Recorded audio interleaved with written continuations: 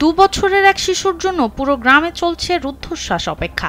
৮ ঘন্টা পেরিয়ে গেলেও গভীর নলকূপের পাইপে আটকা পড়া ওই শিশুকে উদ্ধার করা সম্ভব হয়নি। দুপুর ১:১টার দিকে মাঠে খেলার সময় শিশুটি হঠাৎ এই গর্তে পড়ে যায়। মাত্র ৮ ইঞ্চি ব্যাসার্ধে সেই অন্ধকার প্রায় ৩০ থেকে ৩৫ ফুট গভীর গর্তে পড়ে যাওয়ায় মুহূর্তেই দিশেহারা হয়ে পড়েন স্থানীয়রা।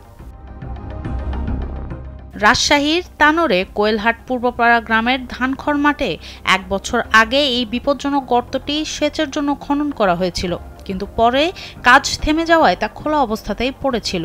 আর সেই অবহেলায় আজ প্রাণ সংকটে ফেলেছে শিশু সাজিদের। শিশুটির মা যখন খড় তুলছিলেন তখনই এই মর্মান্তিক ঘটনা ঘটে। প্রাথমিকভাবে স্থানীয়দের সকল চেষ্টা ব্যর্থ হলে খবর দেয়া হয় ফায়ার সার্ভিসে। তানোর, রাজশাহী সদর ও চাঁপাইনবাবগঞ্জ ৩টি স্টেশনের ইউনিট দ্রুত ঘটনাস্থলে পৌঁছে উদ্ধার অভিযান শুরু করেছে।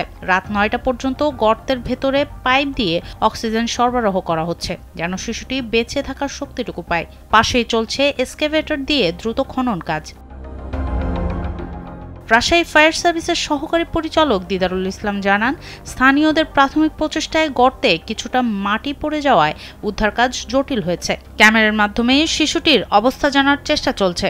মানুষের ভিড় ও কোলাহলের জন্য তার সাড়া ঠিকমতো পাওয়া যাচ্ছে না। শিশুটি জীবিত আছে কিনা তা নিশ্চিত নন তারা। উদ্ধার কাজ সম্পন্ন না হওয়া পর্যন্ত কেউই কিছু বলতে পারছেন না।